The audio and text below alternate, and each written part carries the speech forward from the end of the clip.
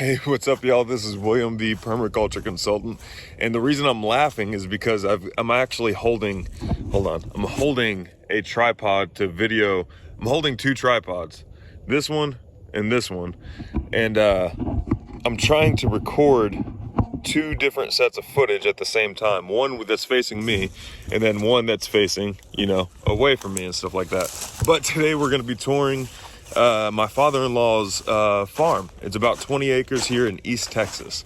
So we'll start off by showing the food forest. As you can see, there's some of the trees here in your food forest, in his food forest. There's also a lot of comfrey and stuff like that. Now this is kind of gone slightly into disrepair, especially since last year. It was a tough year for the family, tough year for everything going on here, but also there was some extreme drought and everything, and the bahia grass and all that stuff kind of took over, and it is what it is. But over here is an area where there was a lot of cardboard applied and mulch, but the chickens that were free ranging for a while came and destroyed everything. This is doing very, very well. Has a thick layer of mulch underneath this bahia grass here. There's a lot of comfrey. Here is, what is it?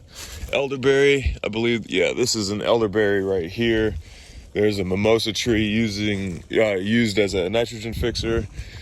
This is a cherry tree, I believe, along with two more mimosas. Yeah, there's a pear, there's another pear, there's a couple more trees, but over here is the blueberry patch that we just planted. There was a thick layer of cardboard added around each blueberry, with a thick layer of mulch added to the top of the cardboard.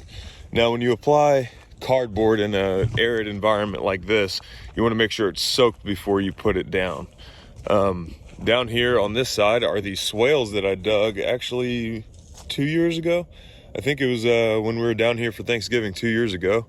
Dug these swales. The trees are still in place, but the ditch part has grown up with, I believe, ragweed was what he was saying it is. But that's not a big deal. That can just be cut and used as a mulch layer in the ditch part of the swale.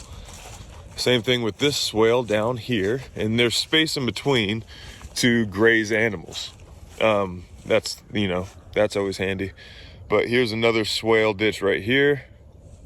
And keep going downhill from here is a future paddock, or it's a paddock that the goats and one little sheep have access to. And that's just right over here. And they're working on clearing that area, but the area that they already have cleared is right over here. And it's all thanks, believe it or not, to goats, these guys. Now, if you've watched any videos I've been on or heard me talk about goats before in the past, you know that I can't stand goats. They actively try to get out of the fence. They're dumb, and it seems like they try to kill themselves as well. But these goats haven't had any kind of care. They've never been wormed.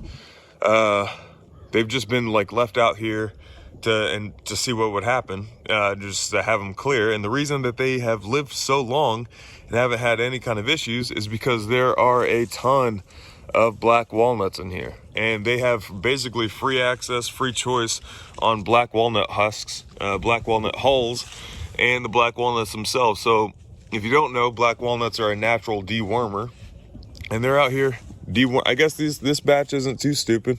You can obviously see the one little sheep here. Her name is Lammy. She's a sweetheart. She's a pet. I guess all these guys are pets. But yeah, they've done a wonderful job clearing this land over here.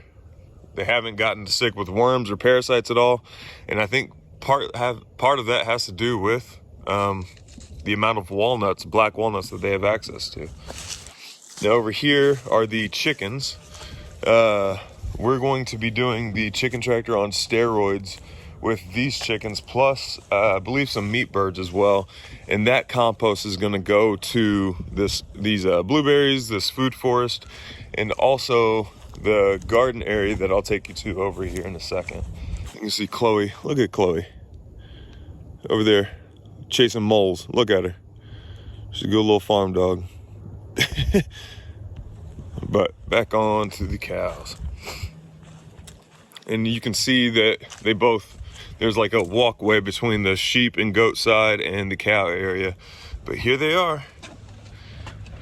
Here's just the mom was right here.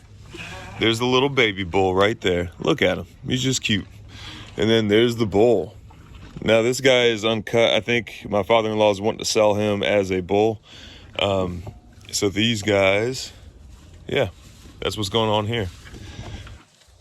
So if you're interested in buying a little miniature Hereford bull, let me know. Their temperament is really, really good. They're like very, very sweet cows. They come up to you whenever you go up to the fence, and they want scratches, they want hay, all that kind of stuff. They want snacks. But here is the paddock that they are in right now. They're overgrazing in this area and stuff like that. We're getting the issues squared away. There's a pond over here that you can see that we are going to be, well, now you can see it. We're going to be removing all the bass out of there at some point, which the black walnut husks will come in handy for that. You'll have to stick around for that video and see how. But we're gonna be removing all the bass from there and putting in crappie, brim, and catfish, I believe. I think that's the plan. So there's that. And as we work our way through the property, we're coming up on the future main garden area, just on the other side of this tractor here. This right here is the main garden area. You can see the 4x4 posts around it. We're gonna be putting up fence around this so critters can't get in there. So far there is a cover crop of clover that should be coming up here soon. You can see the light green haze on the ground. But yeah, that was seeded maybe a week and a half ago, right before it rained. And that's a mixture of only 2 different types of clover that they have access to around here: red clover and white clover. So there's that, which white clover is good because it's one of the first pollinators that pop up in the springtime. This is the fence line that we're working on to expand this area and turn this area into a new cow paddock, basically. Same thing with the area that Chloe's going into right now. That's going to be another cow paddock back in there. So this is the fence I was telling you we were working on before in previous videos. This is the fence that we were working on. And it goes all the way through here. Over here are some raised beds that my father-in-law made a couple of years ago now, out of some of them are out of cedar logs, some of them are out of corrugated steel with the wood framing around it. This one here you can see is this is a compost bin idea that he had. It's being used for compost right now. And here he's got some plastic over the top so it stays warm enough that the frost doesn't affect them. But there's lettuce in here, a couple other raised beds. I mean, it's like December right now, so there's only so much going on. And there's broccoli right there. Yeah, but these are the raised beds and a greenhouse where we can start seeds and stuff like that.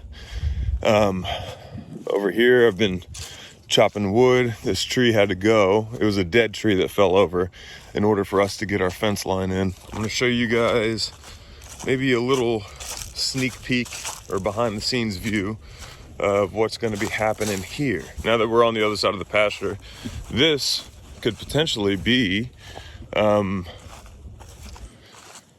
where we might build a little tiny house. We were talking to the Texas boys this past Saturday. I visited the Texas boys, and we're talking to TD's sons, and they have basically a tiny house, small house construction business. They have a really cool set of businesses, but the one I was specifically talking to them about was this one. But I think TD's boys are going to come out here and build us a tiny house. I was telling them the prices of the local tiny house construction people, telling them what they were charging for it. Apparently it's highway robbery, which understandable. And they said that they could come out and build it for us exactly what we wanted for a fraction of the price. Did you guys see that? Look at those deer. You guys see those deer? Dang, I think you missed it. But yeah, there was a herd of deer that just ran by on the other side of the fence line. One cool thing about that specific building spot is that it's relatively close to all utilities. We don't have to go off grid out of like, because it's mandatory or anything like that. We can choose to if we would like to in the future, but it's easy access to all the utilities, easy access to all of the tools we would need to finish out the inside of the house. And also, one cool little special thing about it is that it's 50 yards away from where Emily and I, my wife, got married, which is pretty cool. So there's that. So that's basically the plan. That's what's going on here. Right now there are cows, there are chickens, there's goats and a sheep. The future plan, the immediate plan, is actually to pick up some piglets from TD and his sons over in at the Texas Boys farm. We're going to pick up some piglets there. The piglets, as soon as they're weaned, are going to come out here, start clearing some of this new growth forest for us. And then, you know, when the time comes, they're going to fill our freezers and stuff like that. We're also going to do the chicken tractor on steroids. In order to do the chicken tractor on steroids, we're going to need some more chickens. And then I also want to get a flock of sheep out here to kind of graze the areas that the cows can't get access to. So there's that as well. Emily and I think, are going to be building a tiny house out here.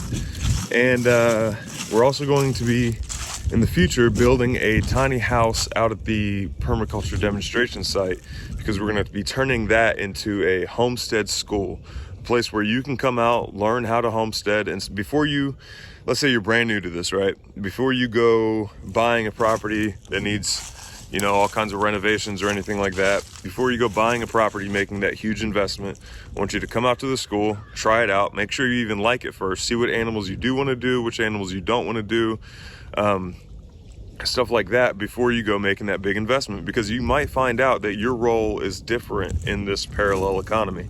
You might realize, like, oh, wow, I'm really good at organizing people. I don't really like this whole farm work thing, so maybe I should look for a role in that. Or maybe I really like construction. I don't really like managing animals.